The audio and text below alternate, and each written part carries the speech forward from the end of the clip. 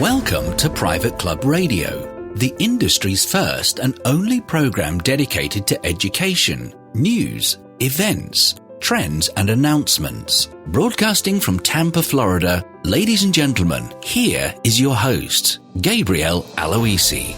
Oh, we've got a good one today. We're joined by Susan Green, the 2016 president of the Professional Club Marketing Association. So if you're a membership marketing professional, you're going to get a ton of value from this one. And since membership is a club-wide effort, no matter what area of the club you work in, I think you'll get something out of our discussion today. Now, I know a lot of membership directors. I've spoken to groups around the country, and I've heard the struggles they face. It's a tough job. I think a lot of times membership directors feel like they're out on their own little island. If you're feeling like that, you're going to love today's talk because it should get your juices flowing. Susan gives us some creative ways to add value to your club's membership without discounting or giving away the farm. She even has a technique to actually make giving a referral part of the membership orientation process. It's absolutely genius, and you'll want to stick around until the end of that interview to hear about it.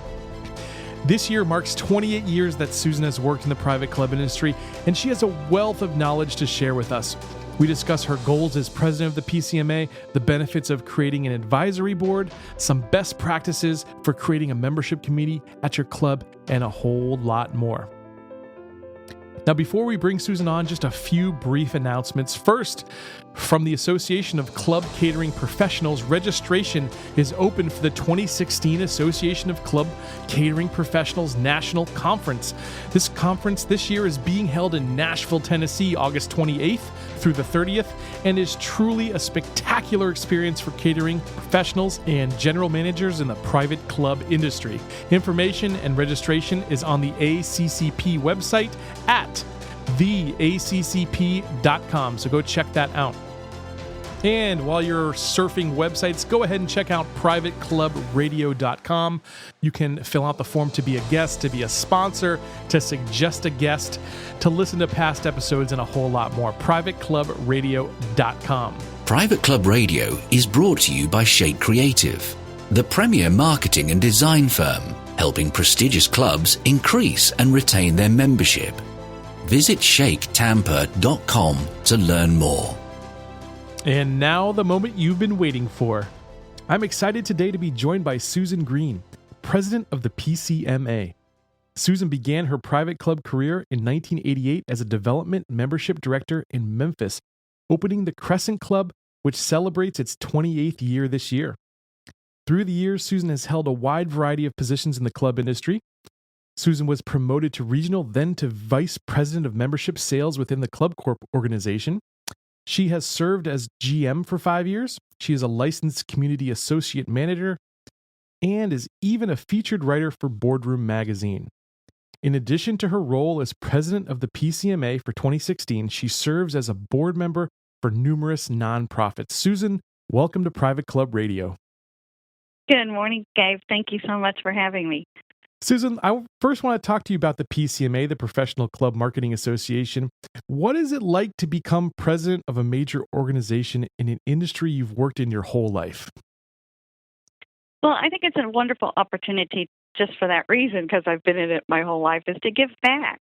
You know, I've been in the shoes of membership directors in their first years coming on board in this unique industry. And then I've also been in the shoes of general managers and know what it's like to have to coach those membership directors and even seasoned membership directors. So being able to give back to this organization, I think, has been a goal of mine, to be able to serve and to be able to kind of help bring others along within the industry. So it's an honor to be part of the organization, and even more so to be in a leadership role. I think we're going to do some really exciting things this year. Yeah, I want to ask you about that. What are some of your main goals that you'd like to accomplish during your tenure as president? Well, there's a couple of opportunities that we saw in the last couple of years. One was the need to create some sort of scholarship program within the organization. We have lots of people who would love to get more education, would love to have the opportunity to serve more in the Private Club Marketing Association. However, their clubs just quite frankly don't have the funds. So I worked with our executive committee as well as the board to create what will be announced this year as the very first scholarship program within the organization. Also, from a feeling of philanthropic efforts, one of the things that we felt like we were missing as an organization was our gift back to the communities who have supported our membership directors throughout, internationally as well as nationally.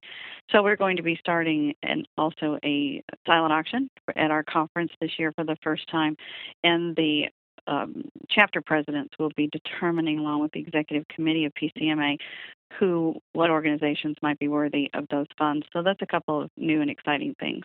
Yeah, that's absolutely exciting. And I know there's some new education tracks that you guys have planned for 2016. Is that right? Yes, I think so. I think what we want to do is we want to enhance our CMP, which is our Certified Membership or Marketing Professional designation, and also the Master Club Marketing Professional designations, so that we can take those perhaps to a new level. One of the opportunities I think that we have as an organization and as an industry is elevating the membership and marketing positions to that of even the equivalent of a CFO in a club, which would be a chief marketing or chief membership officer's position. Yeah, I think that's something that a lot of clubs absolutely need. So if anyone's listening to the show who's interested in becoming a membership director and really doesn't know much about the PCMA, what would you tell them about the organization? Well, I tell them first to go to askpcma.org and look at the different benefits that you get by being part of that organization. There's an opportunity. One of the biggest things that we have is our listserv, where you can go out and ask a question, and instantly you have access to over 800 membership directors who can help you answer that question, who can give you guidance, who can send you the collateral materials that they may have already done. So there's no reason to reinvent the wheel sometimes. You've got all of those incredible resources. Plus, you get demographic information. If you're kind of stuck on, where do I go? What's my market radius? Where would I go to look for members? Those are some of the sources that the organization offers. And then just the camaraderie. If you don't have a chapter close by, you can affiliate yourself with any chapter in the United States and at least have the benefit of reaching out and having fellow membership directors help guide you. I want to shift gears a little bit. Let's get into membership. That's something you're an expert on. You've been doing your entire career. What is your position on boards in private clubs? How can they help with enrollment? Well, one of the things that I did this year was asked again to write an article for Boardroom, which I was honored to do. And being that it was kind of the first magazine, it's the March issue, I wanted to focus more on the need for boards in our clubs. A lot of clubs don't have boards, and I think whether a board is serving in an advisory capacity or in an actual full fiduciary responsibility at your club level, from a membership and marketing standpoint, they really can help you grow and sustain your membership. Let's say, for example, this time of the year, we have a board rotations. So you've got new board members that are coming on in your club, and they have a certain level of expectation as to what they're going to be asked to do. So as a membership professional, you could go to them and you could say, you know what, we need to announce your position and announce your appointment to serve as the board of our club. And in doing so, I'd like for you to send that letter to maybe 25 or 30 of your friends who you personally choose to join you in membership in your club. It's an honor that you have been appointed, and we need to share that. And you can choose your nominees wisely, and therefore they would be honored to get a personal invitation to you. When you're creating a board and developing a board, one of the most important things you need to do is to make certain that it's diverse and that reflects your community. Let's say that your community is high in the banking industry and it may be high in the real estate industry. So you want to make certain that you have representatives from those industries on your board. Also, the different segments of your membership. If your membership has different ethnic backgrounds, you want to make sure that you have that representation on your board.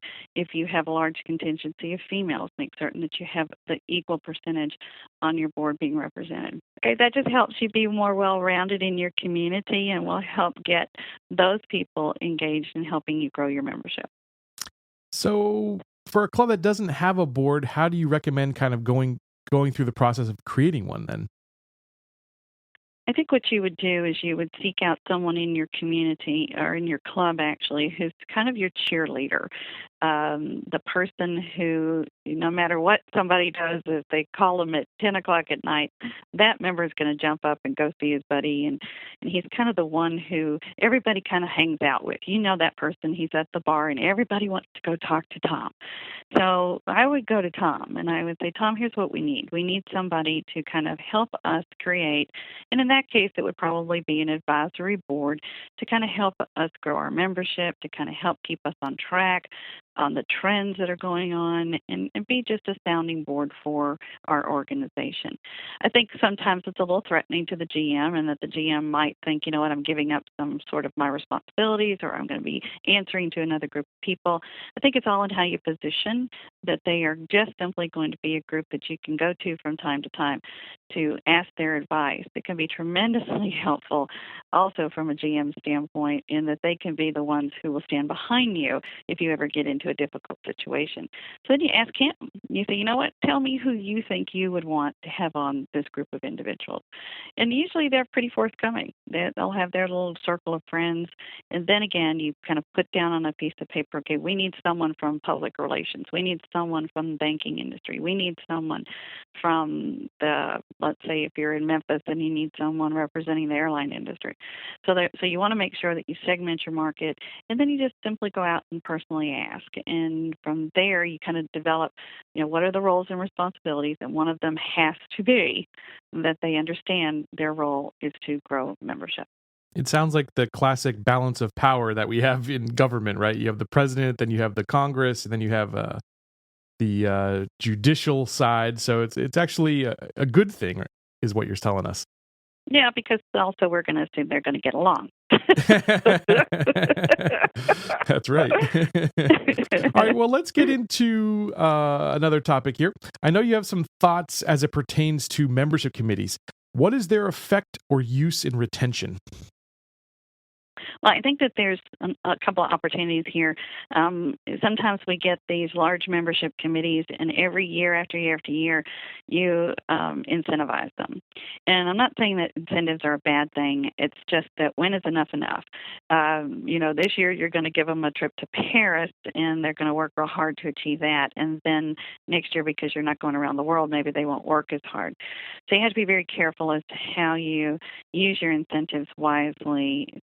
Make certain that when you're setting up some sort of expectation for a membership committee, that you're always looking at the back side of it. If you grow your membership by 50 people by an incentivized membership committee, and then within that year 49 of them resign, then you probably haven't brought them in the right way, or maybe they weren't the right people to begin with. And then everything that you spent from dollar-wise to incent that committee has now kind of gone by the wayside. So I think that if you segment your membership committee into a couple different groups, you've probably got some people, if you have an existing membership committee, you've probably got some people that, they've given you every name. You go to them every week, and they've brought you all their friends and all their buddies, and they just don't have any names anymore. So they won't come to a meeting because they simply are embarrassed because, okay, I've given you everybody I know. So go to those folks and say, here's what I need you to do. We need to have a group that's basically an ambassador group. So now the people who are our new members, we want to move them off to you. So we create a group that maybe is their charge is to get in touch with members who have been members from 1 month to 1 year. So then you're going to be our little welcome wagon. You're going to help them get acclimated in the club. And then we have another group of members that have been on maybe a membership committee for a long time, and they just want to come and enjoy the camaraderie. They come every time, but again, they just don't contribute as much as they used to. So those people, I think I would put in the role of reaching out to people who you have identified that don't come to the club anymore. They're very, very suspect for retaining their membership. So those would be the folks that I would say to them, we need you to be our club's retention group and reach out to them, invite them to come and have lunch with you, invite them to get re-engaged in the club. Try to have a reorientation with them to remind them of all the benefits that they enjoyed when they joined, that we still have those benefits for you and how we can get you acclimated. So I see it as a three-prong approach to, you've got a group that's heavily focused on recruiting, maybe not so heavily incentivized. Then you've got a group that's there to help welcome people, and then you've got your final group that helps you retain. So it's really a concerted effort from not only the membership director, but membership is really an entire effort from the existing members at the club. Absolutely. And Absolutely. so I guess it's your goal to sort of be the ringleader of this as a membership director. Yep. So you mentioned something that I wanted to ask you about. Discounts. I see a lot of clubs discounting their membership. What is your thoughts on this? Well, I think that one of the things that you have to keep in mind is maintaining the value of your club. And by value, I think that means that, let me use an analogy here. If you have two Cadillacs on a parking lot, and one of them is $50,000, and the other one is $25,000. They're both the same vehicles. When somebody comes in to buy those two vehicles, I think they're still going to be looking at the fact that they're buying the same product. If you continue to kind of lead with, but that one's $25,000, you need that one because that one's $25,000, I think people are going to get a little suspect as to what it is that they may in fact be buying. I think you can use your pricing strategies to, first of all, you want to make certain that people are interested and they're engaged with what your club has to offer and the value of being a member, building that piece up before you get to the fact that, here's what our current pricing structure is. So it's always important that you make certain that you don't just come out there and say, well, today for you only, we have $2,000. No, by the way, let me tell you how the club works. I think it's a balance between, growing your commissions and making certain that you're satisfying what the expectations are of your manager and your boards as to how you're going to grow the membership, with being able to make certain that those people are going to sustain their membership. We all know that most sales plans that we have are written on retention. If you lose 5 members in a year, then next year the expectation is that you're going to cover those 5 members plus 1. So now I've got to grow it by 6. So it's much easier to retain the folks that you bring in, and then rather than try to resell year after year after year and grow that. So from the very beginning, I think it's important that you get them engaged. Price won't be an option once people understand what the lifestyle is, what the value is, and what you're going to be presenting to them. I think one of the things that we get tied up in a little bit in our membership worlds is we're afraid to kind of tell people what our pricing structure is, because we're afraid that they're not going to want to join. So one of the things that we've got to be very careful about is making certain that we present the club as a value and the lifestyle that you're going to enjoy and the things that we're going to do to enhance your family's needs, your lifestyle needs, your business needs, all those things that we can do before we get into presenting what the price is. Does that make sense? That absolutely makes sense. And I think the other caveat there is when you sell a Cadillac for $25,000, everyone who bought it for $50,000 isn't too happy about it, right? Well, that too. And then you're going to find that when your club is perceived in the marketplace to be one of the clubs that people want to join and people want to be part of, I think you'll find that most people aren't going to go back and tell folks that they got that club for $2,000.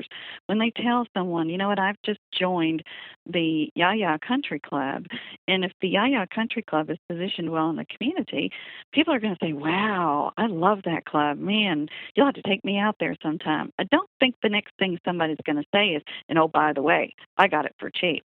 I think that they're going to be very proud of the fact that they have been accepted into your club. So don't discount your club because you're discounting your pricing. That's a great point.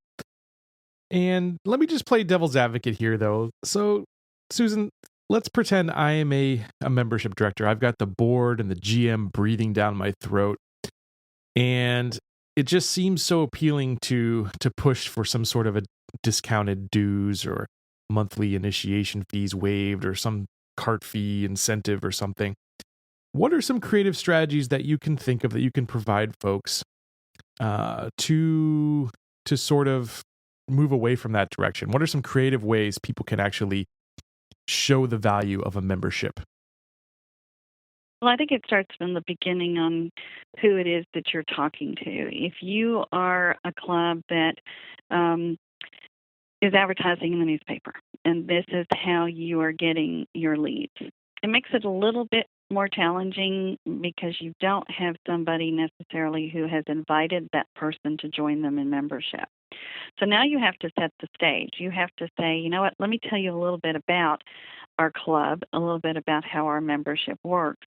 And you want to try to get that prospective homeowner, that prospective member, to be engaged instantly with someone else in your club.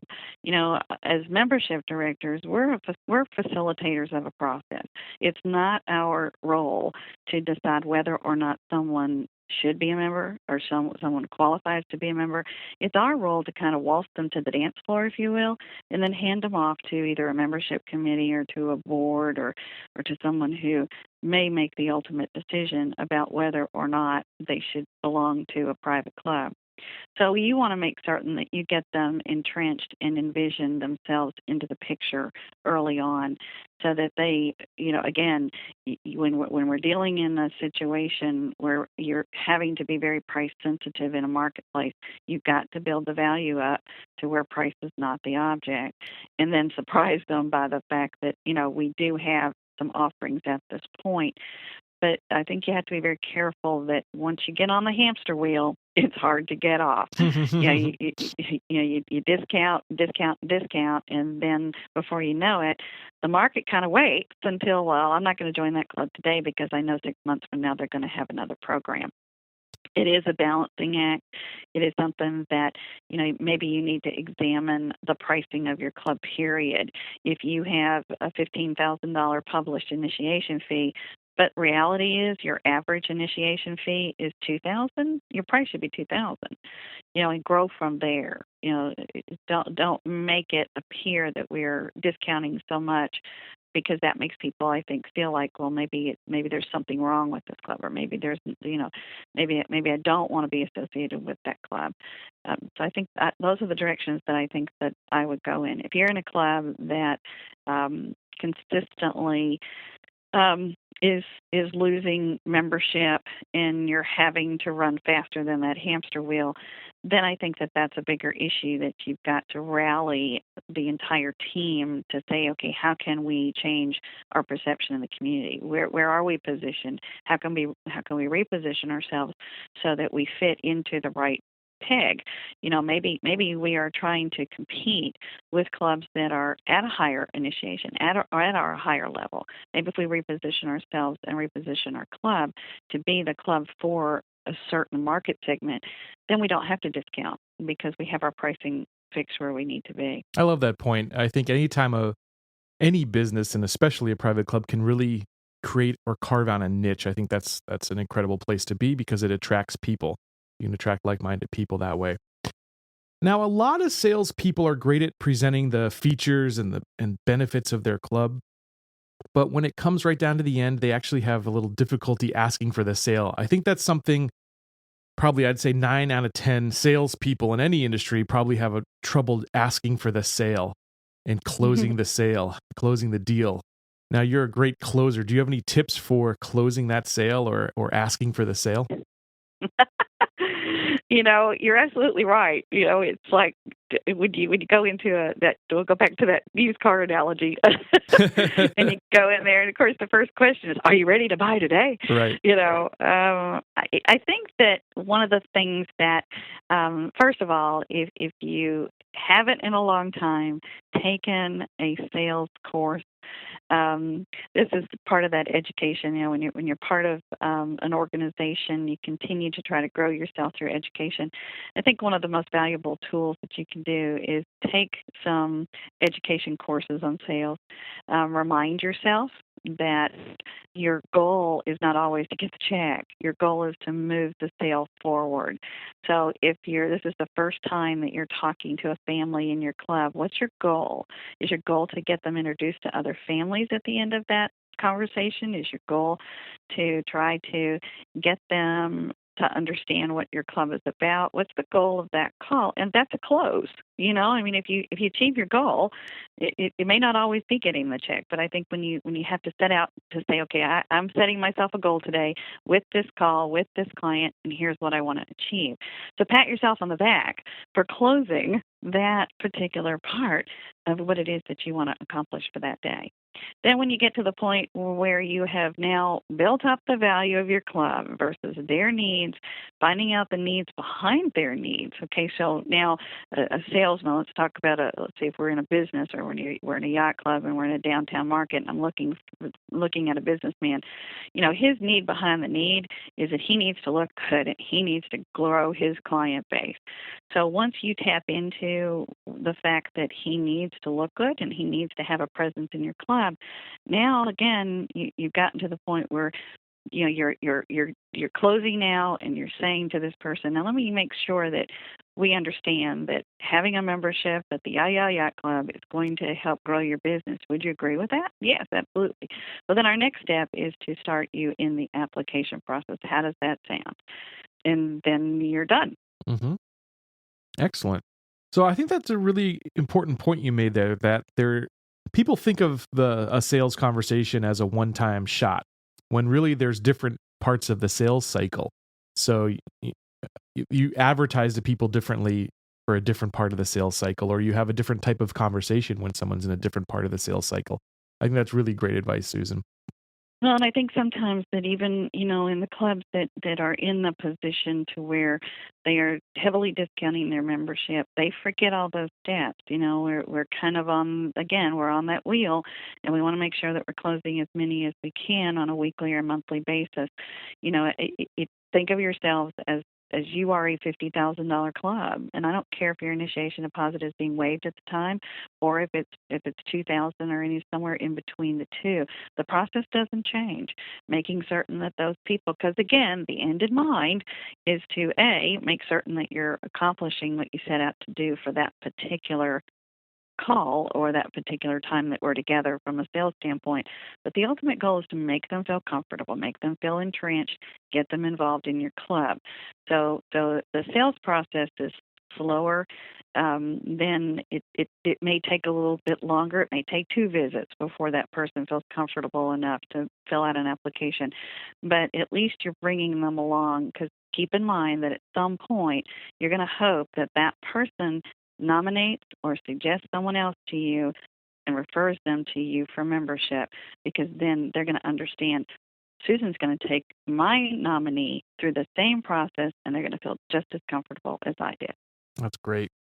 Let's change gears here again. Let's talk about your action plans for success. I know you have some ideas on market segmentation. Can you tell us your thoughts, Susan? Well, I think you hit on it too, Gabe, that making certain that you're positioned in your market, like breaking it down to say, okay, where are our members coming from a demographic standpoint, but from a sociographic standpoint, what sort of industries are in my club? Do I have people who are insurance people? Do I have people who are banking? Are they coming from within a 5-mile radius or coming from a 10-mile radius? So then once you do that, then you're going to be able to target different segments. There's so many wonderful tools that now at our disposal to be able to find out who lives where. There's some software that's called Streets and Trips, and you can plug that in, and it'll tell you, who lives within a 5-mile radius of your club. You can put together market segments within your membership committee to say, okay, I really want to focus on growing our insurance segment of members, because we have a lot of people who are in that industry already. So let me put that together as a little pseudo group of the membership committee. And then I think one of the things too is once you step back again and you kind of segmented your membership and you've got your things going, you've got your action plans. One of the things that we learned very early on in the industry was to create a quarterly action plan. If you fail to plan, you plan to fail. One of the things that's very important, even though my GM doesn't require it anymore, but I always create my own quarterly action plan. I know the direction that I'm going in. I write down, okay, here's the things that I want to do to make certain that I am constantly keeping my prospect pipeline full. And then once I know that that's full, then I never want to underestimate the value of a new member orientation. One of the conditions of membership that I have positioned over the years is here's how the process works. We get together, we talk about membership, we make certain that it's a perfect fit for you. We complete your application. Your application is then presented to the membership committee, on to the board for final approval, and then you attend your orientation session.